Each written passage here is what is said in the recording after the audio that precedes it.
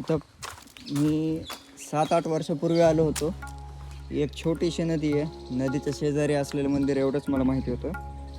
पण चालुक्यांचा पूर्ण इतिहास मी ज्यावेळेस काढत होतो त्यावेळी मला या मंदिराची पूर्ण माहिती भेटली. आणि आज यावेळी इथं जेव्हा आलो त्यावेळी मला कळलं की मी इथे आलेलो आहे आणि खूप छान मंदिर आहे. इथं पुढे एक तळ आहे.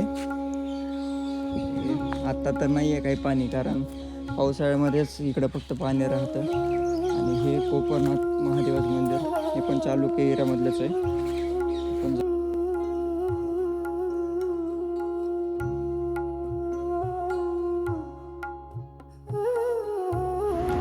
तऱ्याच्या भिंतीवर आणि खांबांवर अत्यंत बारीक आणि छान गुंतागुंतीचं कोरीव काम आहे.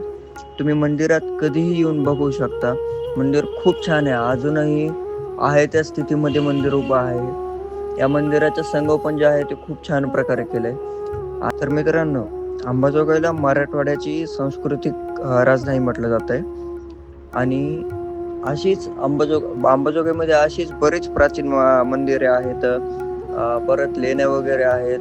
श्री योगेश्वरी देवीचं मंदिर आहे. आपल्याकडे एवढी टेक्नॉलॉजी असून सुद्धा आपण अशी मंदिरं नाहीत करू शकत. त्या काळी कोणत्या टेक्नॉलॉजी शिवाय त्यांनी एवढे छान मंदिरं बांधलेत. आणि बाहेर आता 35-36 डिग्री सेल्सिअस तापमान असेल, पण इथं खूप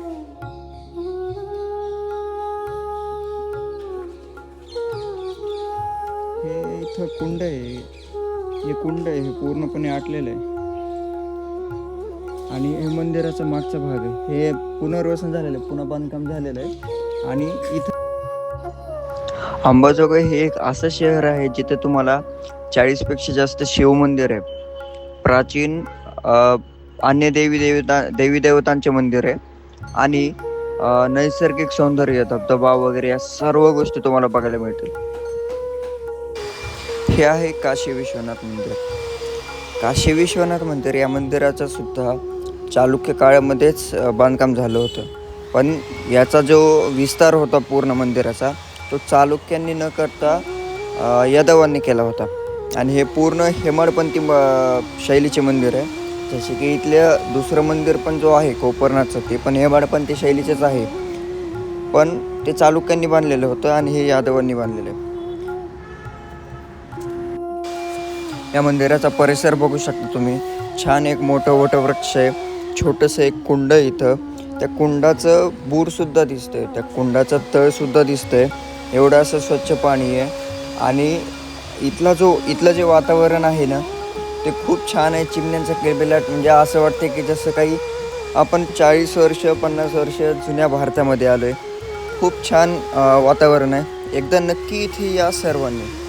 गोष्ट अशी आहे की ज्यावेळी कल्याणीचे चालुक्य, म्हणजे आत्ता सध्या असलेलं बसव कल्याण, हे पूर्वीच्या काली कल्याणी नावाचे शहर होतं. आणि तिथले जे चालुक्य होते त्यांचं प्रमुख लष्करी केंद्र हे अंबाजोगाई होतं. कारण लष्करी केंद्र अंबाजोगाई करण्याचं, म्हणजे अंबाजोगाई त्या काळी जयंतीनगर किंवा हे लष्करी केंद्र करण्याचं कारण असं होतं की डोंगराळ भाग आणि नैसर्गिकरित्या सुरक्षित असलेलं एक शहर, जे की डोंगरावर बसलेलं आहे.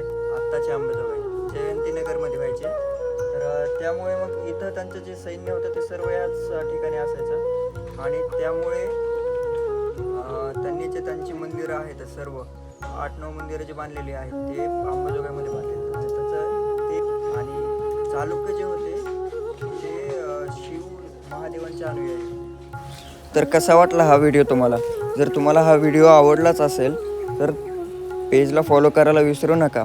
आणि व्हिडिओला जास्तीत जास्त शेअर करा, जेणेकरून की या मंदिरांची प्राचीन माहिती जगासमोर पोहोचेल. तर चला भेटू पुढच्या व्हिडिओमध्ये. हर हर महादेव.